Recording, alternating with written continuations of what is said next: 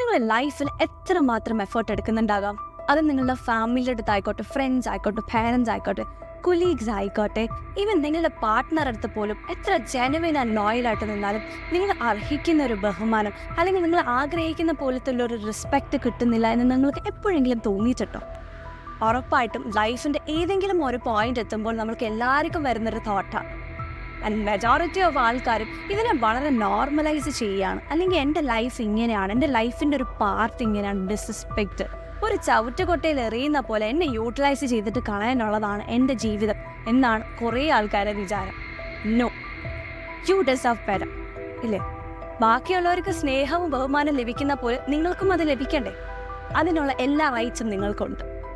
അതിന് ആദ്യം തന്നെ നിങ്ങളുടെ അടുത്ത് ചോദിക്കേണ്ട ഒരു ചോദ്യമുണ്ട്. What is your value? നിങ്ങൾ എത്രമാത്രം വർദിയാണ്? സോ ഇന്നത്തെ video is all about some tips and tricks to make people respect you. Welcome to our channel. This is ബി Archarekha Raju. First point is change your mindset. നമ്മൾ എപ്പോഴും പറയുന്നൊരു കാര്യമാണ്, എന്നെ ആരും ബഹുമാനിക്കുന്നില്ല അല്ലെങ്കിൽ എന്നെ ഒരാൾ വാല്യൂ ചെയ്യുന്നില്ല. നമ്മൾ എത്രയൊക്കെ രസമായിട്ട് നിന്നാലും നമ്മളെ ആരും വന്ന് റെക്കഗ്നൈസ് പോലും ചെയ്യുന്നില്ല അല്ലെങ്കിൽ അപ്രിഷ്യേറ്റ് പോലും ചെയ്യുന്നില്ല എന്ന് നമുക്ക് തോന്നിയിട്ടുണ്ടോ? ഉണ്ടെങ്കിൽ നിങ്ങൾ ആദ്യം സ്വന്തമായിട്ട് നിങ്ങൾ റെസ്പെക്റ്റ് ചെയ്യാൻ പഠിക്കും. നമ്മളെ സ്വന്തമായിട്ട് നമ്മൾ റെസ്പെക്റ്റ് ചെയ്തില്ലെങ്കിൽ എങ്ങനെ ഓപ്പോസിറ്റ് നിൽക്കുന്ന ഒരാൾ നമ്മളെ റെസ്പെക്റ്റ് ചെയ്യുന്നത്? ഇപ്പോഴും ചിന്തിക്കുന്നൊരു കാര്യമാണ്. നമ്മളെ ചുറ്റാകെ ഒരുപാട് പേര് സ്നേഹിക്കപ്പെടുന്നുണ്ട്, റെസ്പെക്റ്റ് ചെയ്യപ്പെടുന്നുണ്ട്. അതേപോലെ നിങ്ങളും ചോദിക്കണം, ഞാനും ഡിസേർവിങ് ആണ്. അവർക്ക് കിട്ടുന്ന അതേ സ്നേഹവും റെസ്പെക്റ്റും എനിക്കും സൊസൈറ്റിയിൽ കിട്ടണം. അതിപ്പോൾ ഞാൻ നിൽക്കുന്ന ഏത് സ്ഥലത്ത് നിന്നായിക്കോട്ടെ. അങ്ങനത്തെ ഒരു മൈൻഡ് സെറ്റ് നമ്മൾ ബിൽഡ് ചെയ്ത് തുടങ്ങണം. നമ്മൾ ചോദിക്കണം, എന്തുകൊണ്ട് എനിക്ക് റെസ്പെക്റ്റ് ലഭിക്കുന്നില്ല? കാരണം ഒരു ടൈമിൽ എനിക്കും ഇതേപോലത്തുള്ളൊരു മൈൻഡ് സെറ്റാണ്. ഞാൻ എന്തുകൊണ്ട് എന്നെ ആരും റെസ്പെക്റ്റ് ചെയ്യുന്നില്ല? എല്ലാവരും കാര്യം കഴിയുമ്പോൾ എന്നെ വലിച്ചെറിയുന്നു. കാരണം ബാക്കിയുള്ള റെസ്പെക്റ്റ് ഞാൻ വേണമെന്ന് പറയുന്ന സമയത്ത് ഞാൻ എന്നെ തന്നെ റെസ്പെക്റ്റ് ചെയ്തിരുന്നില്ല. ആ ഒരു പോയിന്റിൽ ഞാൻ മനസ്സിലാക്കി എന്ന് ഏത് പോയിന്റ് തൊട്ട് ഞാൻ എൻ്റെ ഡിസിഷൻസിനെ, എൻ്റെ തീരുമാനങ്ങളെ, എൻ്റെ ഓൺ ഇന്നർ സെൽഫിനെ ഞാൻ റെസ്പെക്റ്റ് ചെയ്യാൻ തുടങ്ങുന്നു, ഓപ്പോസിറ്റ് നിൽക്കുന്ന ആൾ എന്നെ ഉറപ്പായിട്ട് റെസ്പെക്റ്റ് ചെയ്തിരിക്കും ഫോർ ഹൂ ഐ ആം. അത് മനസ്സിലാക്കിയാൽ മതി. നിങ്ങൾക്കൊരു സ്വന്തമായിട്ടൊരു ബോധം വേണം. ഞാൻ റെസ്പെക്റ്റ് അർഹിക്കുന്ന ഒരാളാണ്. ഞാൻ കൊടുക്കുന്നൊരു റെസ്പെക്റ്റ് അതേപോലെ അതേ അളവിൽ എനിക്ക് തിരിച്ച് കിട്ടിയിരിക്കണം എന്ന് നിങ്ങൾ മൈൻഡിൽ നല്ലൊരു ബോധം വേണം. അല്ലാണ്ട് ഞാനിനി എത്ര കൊടുത്താലും, ഞാനിനി എത്ര ലോയലായിട്ട് നിന്നാലും എന്നെ ഇങ്ങനെ വലിച്ചെറിയാനാണ് എൻ്റെ ഈ ജീവിതം എന്നുള്ള മൈൻഡ് സെറ്റായിട്ട് നിങ്ങൾ മുന്നോട്ട് പോവുകയാണെങ്കിൽ എൻ്റെ പൊന്നുകുഞ്ഞെ, ഒരു കാലത്തും ഒരു മനുഷ്യരും നമ്മളെ വാല്യൂ ചെയ്യാൻ പോകുന്നില്ല. അപ്പം ആദ്യം തന്നെ നിങ്ങളെ മൈൻഡ് സെറ്റ് ക്ലിയർ ആക്കുക. ഞാൻ ബഹുമാനം അർഹിക്കുന്നുണ്ട്, എന്നെ എല്ലാവരും ബഹുമാനിച്ചേ പറ്റൂ എന്നുള്ളൊരു ബോൾഡായിട്ടുള്ളൊരു തീരുമാനം നിങ്ങൾ ഫസ്റ്റ് മൈൻഡിൽ കൊണ്ടുവരാം. സെക്കൻഡ് പോയിന്റ് എന്ന് പറയുന്നത് learn to call out people. നമ്മുടെ ലൈഫിൽ കുറേ ഇമ്പോർട്ടൻ്റ് ആയിട്ടുള്ള കുറേ ആൾക്കാരുണ്ടാകാം. ഈ സെയിം ആൾക്കാരായിരിക്കാം മേ ബി നമ്മൾ ഡിസ്റെസ്പെക്റ്റ് ചെയ്യുന്നത്. നിങ്ങൾ മനസ്സിലാക്കേണ്ട ഒരു കാര്യമുണ്ട്. ആരായിക്കോട്ടെ, ഏത് ബന്ധു ആയിക്കോട്ടെ, എത്ര കോണ്ടാക്റ്റ് ഉള്ള ഒരാളായാലും നിങ്ങളെ ഇഗ്നോർ ചെയ്യോ അല്ലെങ്കിൽ നിങ്ങളുടെ അടുത്ത് മോശമായിട്ട് സംസാരിക്കാനോ വന്നാൽ ഷൗട്ട് ചെയ്യുക. നിങ്ങൾ അലമ്പാക്കി സംസാരിക്കണോ അല്ലെങ്കിൽ ദേഷ്യപ്പെട്ട് വെറുപ്പിക്കണമെന്നോ ഞാൻ പറയത്തില്ല. നിങ്ങൾക്ക് നിങ്ങളുടെ അടുത്ത് സംസാരിച്ച രീതി ഇഷ്ടപ്പെട്ടില്ല എന്ന് ഉയർന്ന രീതിയിൽ സംസാരിച്ചുകൊണ്ട് പറയുക. കാരണം നമ്മൾ മൈൻഡ് ചെയ്യാണ്ടിരിക്കുക അല്ലെങ്കിൽ നമ്മളിത് ഒന്നും റിയാക്ട് ചെയ്യാണ്ടിരിക്കുമ്പോഴത്തേക്കാണ് എല്ലാവരും ഒരു വിചാരം, ഇവളിനെ എന്തടുത്ത് പറഞ്ഞാലും ഇവളങ്ങ് കേട്ടോണ്ടിരിക്കും, ഇവൾക്ക് അങ്ങനെ വലിയ ഫീലിങ്സോ ഇമോഷൻസോ ഒന്നും ഉള്ള ആളല്ലല്ലോ. എന്തിന് നിങ്ങൾ അങ്ങനത്തെ ഒരു ഫേസ് നിങ്ങളെ പറ്റിയിട്ട് അയാൾക്ക് കൊടുക്കണം? തിരിച്ച് സംസാരിക്കുക. ഒരു റൈറ്റും ഇല്ല. അതിപ്പോൾ ആരായിക്കോട്ടെ, നിങ്ങളെ മോശമായിട്ട് ഡിസ്റെസ്പെക്ട്ഫുൾ ആയിട്ടുള്ള രീതിയിൽ സംസാരിക്കാൻ ആർക്കും ഒരു റൈറ്റ് ഇല്ല. നിങ്ങൾക്ക് നിങ്ങളടുത്ത് സ്വന്തമായിട്ട് പോലും അങ്ങനെ സംസാരിക്കണവരുടെ റൈറ്റ് ഇല്ല. ആരായിക്കോട്ടെ മോശമായിട്ട് സംസാരിച്ചാൽ ഉച്ച ഉയർത്തി അയാളുടെ മുഖത്ത് നോക്കി പറയാം, എൻ്റെ അടുത്ത് ആ രീതിയിൽ സംസാരിക്കരുത്. സംസാരിക്കാനോ കാര്യങ്ങളോ ഉണ്ടെങ്കിൽ മര്യാദയ്ക്ക് സംസാരിക്കുക. അല്ലാണ്ട് ഈ രീതിയിൽ എന്നെ മോശക്കാരിയാക്കുന്ന രീതിയിലോ ഡിസ്റെസ്പെക്ട്ഫുൾ ആയിട്ടുള്ള രീതിയിൽ സംസാരിക്കാനുള്ള റൈറ്റ് നിങ്ങൾക്ക് ഞാൻ തന്നിട്ടില്ല എന്ന് ക്ലിയർ കട്ടായിട്ട് പറയാം.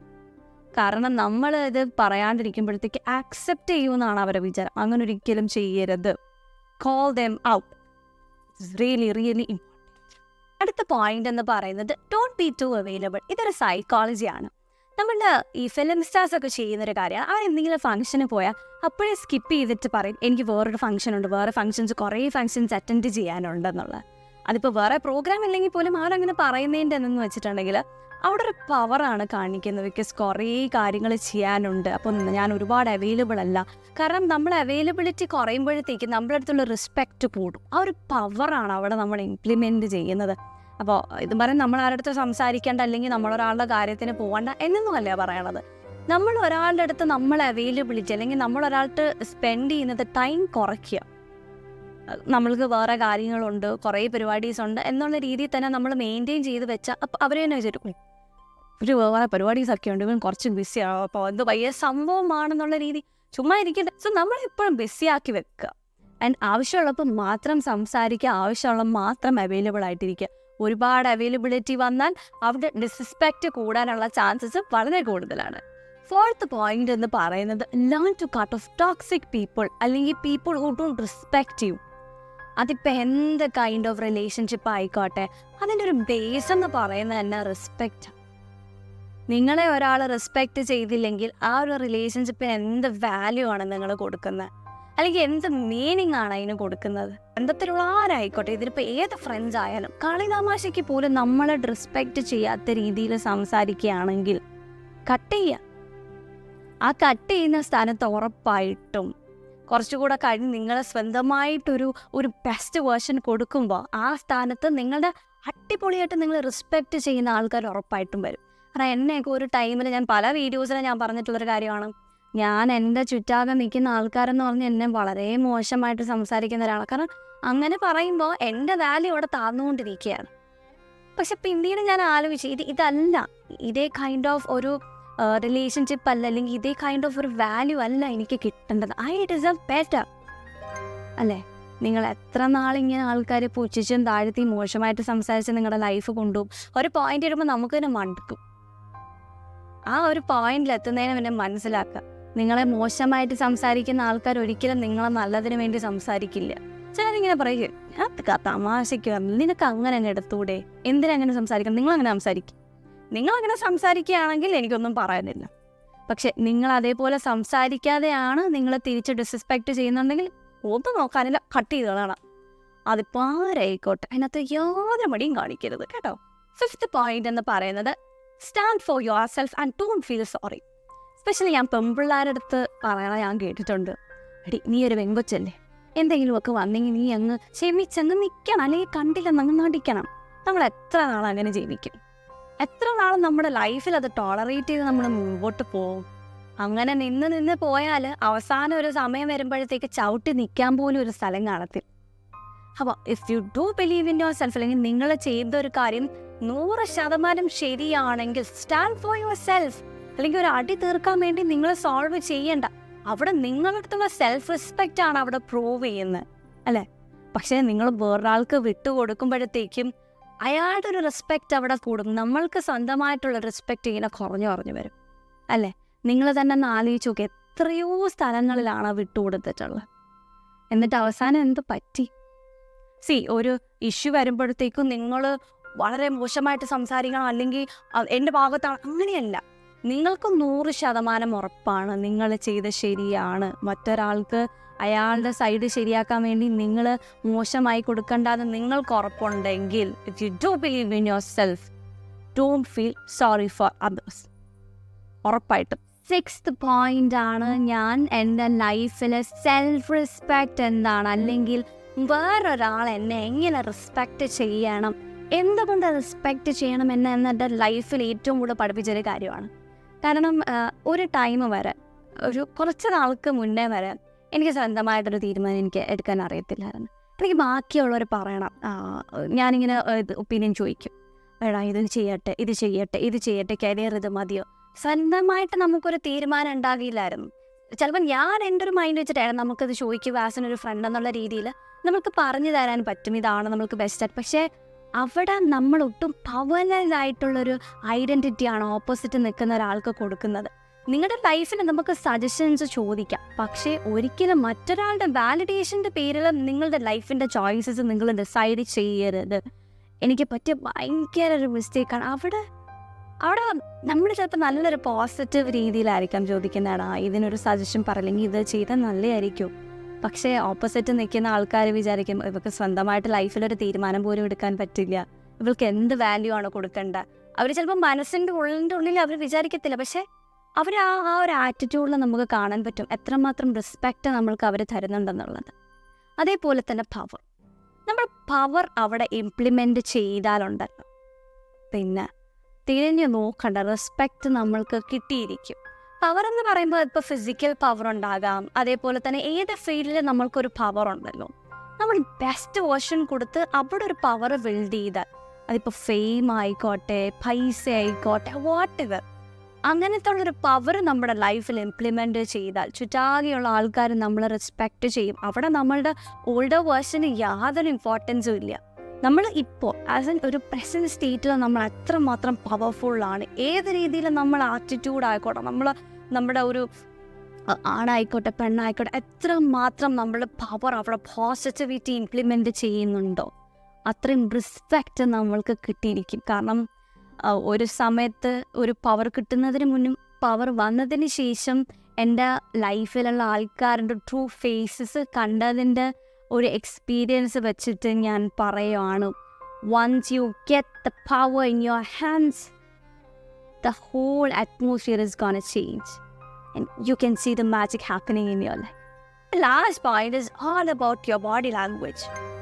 പല ആൾക്കാരും നമ്മൾ കണ്ടിട്ടുണ്ട് അല്ലെങ്കിൽ ശ്രദ്ധിച്ചിട്ടുണ്ടാകും, ഒരു സംസാരിച്ചുകൊണ്ടിരിക്കുമ്പോൾ അല്ലെങ്കിൽ ഡിസ്കസ് ചെയ്തുകൊണ്ടിരിക്കുമ്പോഴത്തേക്കും അതിൻ്റെ ഇടയ്ക്ക് കയറിയിട്ട് നമ്മൾ ഡൈവേർട്ട് ചെയ്യുന്ന രീതിയിൽ, അല്ലെങ്കിൽ നമ്മുടെ ബോഡീനെ അല്ലെങ്കിൽ നമ്മുടെ ഐഡൻറ്റിറ്റീനെ ഭയങ്കര മോശമായിട്ട് സംസാരിക്കുന്ന രീതിയിൽ, കൊച്ചാക്കുന്ന രീതിയിൽ സംസാരിക്കുന്ന പല ആൾക്കാരെ നമ്മൾ കണ്ടിട്ടുണ്ട്. അപ്പോൾ നമ്മൾ പണ്ടൊക്കെ എങ്കിൽ ഞാൻ എൻ്റെ സംബന്ധിച്ചിട്ട് ചോളി എന്ത് പറയണമെന്ന് അറിയത്തില്ല, ഇങ്ങനെ ഇരിക്കുന്നൊരു മൈൻഡ് സെറ്റായിരുന്നു. പക്ഷേ എന്താ ചെയ്യേണ്ടതെന്ന് വെച്ചിട്ടുണ്ടെങ്കിൽ, കാരണം അവരുടെ മൈൻഡിൽ ഓൾറെഡി ഒരു പ്രീ ഇമേജ് കാണുമല്ലോ, ഇവിടെ എന്ത് പറഞ്ഞാലും ഇവിടെ ഒന്നും പറയത്തില്ല എന്നുള്ള രീതിയിൽ. എന്താ ചെയ്യേണ്ടതെന്ന് വെച്ചിട്ടുണ്ടെങ്കിൽ, keep your body straight, eye contact straight ആയിട്ട് മെയിൻറ്റെയിൻ ചെയ്യുക, ഒന്നും മിണ്ടാതെ ഒരു 30 seconds മെയിൻറ്റെയിൻ ചെയ്യുക, B calm and stay silent for a minute അല്ലെങ്കിൽ for 30 seconds. ബോൾഡായിട്ട് സംസാരിക്കാൻ, സേ ദാറ്റ് ഞാൻ എൻ്റെ വേർഡ്സ് കംപ്ലീറ്റ് ചെയ്തോട്ടെ. അപ്പോഴത്തേക്ക് ഓപ്പോസിറ്റ് നിൽക്കുന്ന അമ്മമാർ നമ്മളെ പറ്റിയിട്ട് ഒരു ഇമേജ് ഉണ്ടെങ്കിൽ പറയോ, എന്താടി ഇവക്ക് എന്തോ പറ്റി, പെട്ടെന്ന് എന്തോ പറ്റി. അപ്പം ഓൾറെഡി അറിയാം ഇവളെ എന്ത് പറഞ്ഞാലും ഇവളങ്ങ് കേട്ടോണ്ടിരിക്കും, ഇവളൊന്നും പറയത്ത, ആ പോയിന്റ് സ്റ്റോപ്പ് ചെയ്തോണം.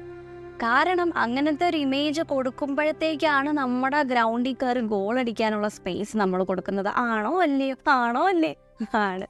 ഒരാൾ കാണുമ്പോൾ ബോൾഡായിട്ടുള്ള ഒരു ഹാൻഡ് ഷേക്ക്, നമ്മൾ ചിലരിങ്ങനെ കൈ കൊടുക്കുന്നുണ്ടല്ലേ, ഇങ്ങനെ അങ്ങനൊന്നും കൊടുക്കരുത്. അതിപ്പോൾ ഏത് ജെൻഡറിലുള്ളവരായിക്കോട്ടെ, ഒരാൾ ഷേക്ക് ഹാൻഡ് തന്ന അത്രയും ആ ഒരു സ്റ്റിഫ്നെസ്സോട് കൂടി തന്നെ നല്ല രീതിയിലൊരു ഹാൻഡ് ഷേക്ക് കൊടുക്കുക. അതിൽ തന്നെ നമ്മുടെ ഒരു body language, like he deserves to be respected എന്നുള്ളൊരു മൈൻഡ് സെറ്റാണ്. ഇതെന്തോ സംഭവം ആണ് ആ ഹാൻഡ് ഷേക്കിൽ തന്നെ ഉണ്ടല്ലോ. കാരണം എനിക്ക് ആസ് എൻ ഒരു ഇൻ്റർവ്യൂർ എന്നുള്ള രീതിയിൽ ഞാൻ ഏറ്റവും കൂടുതൽ ശ്രദ്ധിക്കുന്നൊരു കാര്യം, ഇതിപ്പോൾ എൻ്റെ ഏത് ഗസ്റ്റ് ആയിക്കോട്ടെ, എത്ര എന്നെക്കാട്ടിയും വലിയ രീതിയിൽ നിൽക്കുന്ന ഒരു ഗസ്റ്റ് എന്ന് എനിക്ക് തോന്നിയാലും ഞാൻ കൊടുക്കുന്നൊരു ഹാൻഡ് ഷേക്ക് വളരെ ഫോം ആൻഡ് എനർജറ്റിക് ആയിരിക്കും. അതേപോലെ ഞാൻ സംസാരിക്കുന്നൊരു രീതി, എനിക്ക് എന്നെ ഇൻ്റർവ്യൂ ചെയ്യുന്ന സമയത്ത് ഒരുപാട് പേര് എനിക്ക് കോംപ്ലിമെൻറ്റ് പറഞ്ഞിട്ടുള്ളൊരു കാര്യം, ഞാൻ അത്രയും നേരം സൈലൻ്റ് ആയിട്ടിരുന്നാലും ഷോ തുടങ്ങുന്ന സമയത്ത് ഞാൻ അത്രയും എനർജി രീതിയിലാണ് സംസാരിക്കുന്നത്. കാരണം എൻ്റെ ആ ഒരു എനർജി ഷിഫ്റ്റിൽ തന്നെ പല ആൾക്കാരെ ആറ്റിറ്റ്യൂഡൊക്കെ കണ്ടിട്ടുണ്ട്. So that's it. നമ്മുടെ ബോഡി ലാംഗ്വേജ് ഭയങ്കര ഡിഫറൻസ് കൊണ്ടുവരും. ഒരാളെ നമ്മളെ നോക്കി കാണുന്ന രീതി, അല്ലെങ്കിൽ നമ്മളുടെ ഒരു ഇൻഡിവിജ്വാലിറ്റി നമ്മുടെ ബോഡി ലാംഗ്വേജിലൂടെ നമുക്ക് പ്രപ്പോസ് ചെയ്യാൻ പറ്റും. സോ ഈ ഒരു കുട്ടി കാര്യങ്ങളൊക്കെ നിങ്ങൾ ഉറപ്പായിട്ട് ശ്രദ്ധിക്കുക. ഏറ്റവും കൂടുതൽ എനിക്ക് ഇപ്പോഴും പറയാനുള്ള കാര്യം, സ്വന്തമായിട്ടൊരു ബോധം വേണം. That you deserve to be respect. ഉറപ്പായിട്ടും അത് വേണം. എങ്കിൽ മാത്രമേ നിങ്ങൾ സ്വന്തമായിട്ട് നിങ്ങൾ റെസ്പെക്റ്റ് ചെയ്താൽ മാത്രമേ ഓപ്പോസിറ്റ് നിൽക്കുന്ന ഒരാൾ നിങ്ങൾ റെസ്പെക്റ്റ് ചെയ്യൂ. അതിപ്പം നമ്മൾ പല ഫാമിലീസിൽ എനിക്ക് പറയാനുള്ള അമ്മമാരോടാണ്, മക്കളായിക്കോട്ടെ, ഹസ്ബൻഡ് ആയിക്കോട്ടെ, ആരായിക്കോട്ടെ, നിങ്ങൾ ചോദിച്ച് വാങ്ങണം. ഇത് കുറച്ച് റൂഡായിട്ട് തോന്നും, പക്ഷേ നിങ്ങൾക്ക് ആ സ്ഥലത്ത് റെസ്പെക്റ്റ് കിട്ടുന്നില്ല എന്ന് നിങ്ങൾക്ക് 100% തോന്നുകയാണെങ്കിൽ ചോദിക്കുക. എന്നെ ബാക്കിയുള്ളവർ നിങ്ങൾ അങ്ങോട്ടും ഇങ്ങോട്ടും റെസ്പെക്റ്റ് ചെയ്യുന്ന പോലെ തന്നെ എന്നെയും നിങ്ങൾ റെസ്പെക്റ്റ് ചെയ്യണം. അതിപ്പോൾ അമ്മമാരോട് മാത്രമല്ല, ആരായിക്കോട്ടെ. ഈ ലോകത്തെ എല്ലാ ക്രീച്ചേഴ്സിനും റെസ്പെക്റ്റ് വേണം. എല്ലാവരും നമ്മൾ റെസ്പെക്റ്റ് ചെയ്തേ പറ്റൂ. അങ്ങനെ ചെയ്താൽ മാത്രമേ നമുക്ക് നമ്മളെ തന്നെ സ്വന്തമായിട്ടുള്ളൊരു ബെസ്റ്റ് വേർഷൻ നമുക്ക് കൊണ്ടുവരാൻ പറ്റും. സോ ഈ ഒരു വീഡിയോ കുറച്ച് പേർക്കെങ്കിലും ഹെൽപ്ഫുൾ ആയിട്ടുണ്ടെന്ന് വിചാരിക്കുന്നു. അപ്പോൾ ഞാൻ എന്തെങ്കിലും പോയിന്റ്സ് ഒക്കെ മിസ് ഔട്ട് ചെയ്തിട്ടുണ്ടെങ്കിൽ നിങ്ങൾ ഉറപ്പായിട്ട് കമൻറ്റ് ചെയ്യണം. അപ്പോൾ എൻ്റെ ഈ വീഡിയോ അല്ലെങ്കിൽ എൻ്റെ ഈ ചാനൽ ആദ്യമായിട്ട് കാണുന്നതെങ്കിൽ നമ്മുടെ ചാനലിൽ കുറേ പരിപാടീസൊക്കെ അതായത് പോസ്റ്റ് ചെയ്തിട്ടുണ്ട്, ഇൻ്റർവ്യൂസൊക്കെ ഉണ്ട്. അപ്പോൾ ഞാൻ ഇതിനകത്ത് നമ്മുടെ സെൽഫ് ലവിനെയും നമ്മുടെ പേഴ്സണൽ ഹൈജീനെയൊക്കെ പറ്റിയിട്ടുള്ള വീഡിയോസൊക്കെ ഞാൻ കൊടുത്തിരിക്കും. അപ്പോൾ അതെല്ലാം നിങ്ങൾ കയറി കാണും. അപ്പോൾ അടുത്തൊരു വീഡിയോ ആയിട്ട് ഞാൻ ഉറപ്പായിട്ട് വരുന്നതാണ്. സോ അതുവരയ്ക്കും ദിസ് ഇസ് മീ ആർച്ചാരി ഖരാജ്. ബൈ.